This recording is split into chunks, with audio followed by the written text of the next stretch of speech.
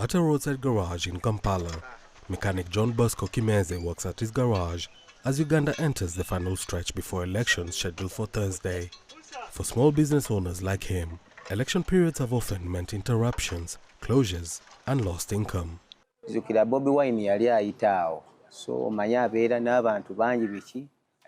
I remember when Bobby Wine was passing through here. You know, he moves with a high number of people, and there was a lot of tear gas. It really affected us here. Businesses closed because there was tear gas all over the place.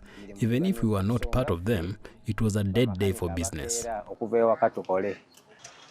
Kimeze says clashes during past campaigns have kept customers away, cutting off earnings for workers who depend on daily income. He worries similar tensions could return on voting day. The fact that the government is telling people to vote and go home, and then the opposition is telling them to stay at the polling station, I see misunderstandings which are going to cause problems between the security forces and the people. What I say, everyone should go back home after voting so that we can also stay working and move forward. Beyond election day disruptions, small-scale workers remain hopeful that the next government will address long-standing concerns. We want the new government to consider us the people in garages, not the big investors, because we do our work but we do not have insurance. I can be working under the car and it falls, yet I have no insurance. When my hand breaks, the next day I won't have anything to eat. At a nearby Kawosh Bay, another small business owner shares similar concerns.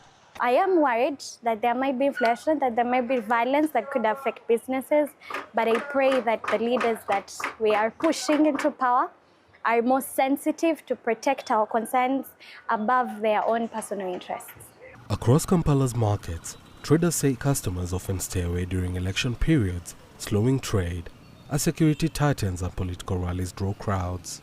Uganda has been ruled since 1986 by Museveni, and critics say political freedoms have narrowed, while the government says restrictions are necessary to maintain order. Analysts say the vote comes amid broader questions about Uganda's future. We still have a very big challenge as a nation when it comes to the politics of transition. And I think that's the most important thing currently. So if we want to open a new chapter for this country, all sides of the political divide have got to agree that we need to sit, discuss soberly how we want to see Uganda in the next so many years. As election day approaches, business owners in Kampala say their priority is stability, hoping the vote passes peacefully so daily life and work can continue. Ian Kenywa, CGTN. Now then, Bethwell Cheriot is a cybersecurity professional. He's joining us live on the program tonight from Eldoret. It's a city about 300 kilometers west of the Kenyan capital. Bethwell, welcome to the program tonight. Let's start with the mechanics of how exactly an internet shutdown on this scale is done. When the Ugandan Communications Commission tells ISPs to limit internet traffic, how exactly do they do that? Yeah, thank you, Ramayang. My name is Bethwell Cheriot. So there are several ways that the ISPs can limit internet traffic, like the case in Uganda.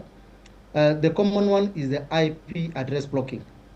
This is where the internet service providers configure their routers and firewalls to drop data. So that, for example, internet data, which is distinct for some IP addresses, are blacklisted. So when you want to access those IP addresses, they are blacklisted. So in one case, they can say they have blacklisted social media platforms like Facebook and Twitter. So when you block the IP addresses of those websites, they cannot be able to go. The internet traffic cannot be able to access those websites. The other one is DNS filtering or tampering. You know, there is a domain name system. Domain name system is a way whereby several websites are identified. You know, mostly you can use a IP address, but then the DNS is the one which gives that a specific domain. So when an ISP is told to block, they can do DNS filtering or tampering. So when you try to access that specific domain, the DNS will give an incorrect or an non-existent IP address. Right. So yes, the other one is a DPI, the deep packet inspection. This is more of an advanced method, and in critical conditions, they do the total network disconnection, like having a physical gateway shutdown. This is more in very, very extreme situations. So we're still seeing some government accounts tweeting, from Uganda that is, tweeting. The communications regulator, for example, put out this notice about that internet shutdown 6 hours ago, even though the internet shutdown actually happened yesterday at 6 p.m. local time. Are there ways around these restrictions on getting access to the internet? Yes, Ramanyang, thank you for that. We have to understand that when the government has actually done internet downtime, there are several ways that the blackout applies.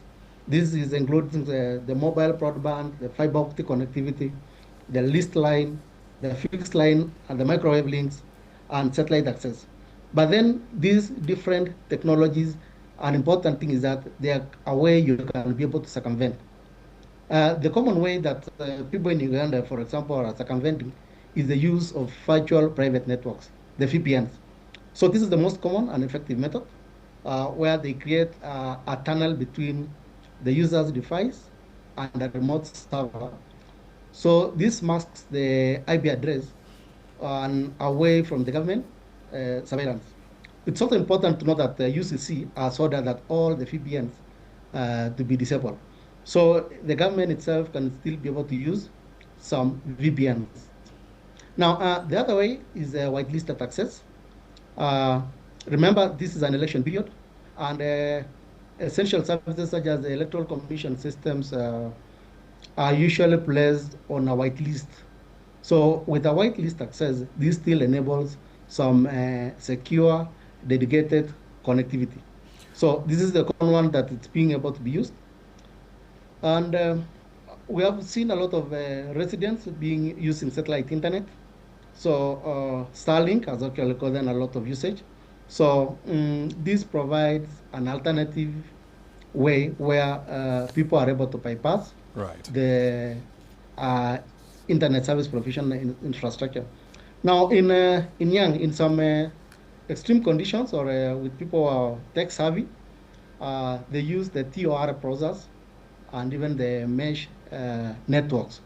So this is one for anonymous browsing, but that's it's meant for mostly the people who are tech savvy.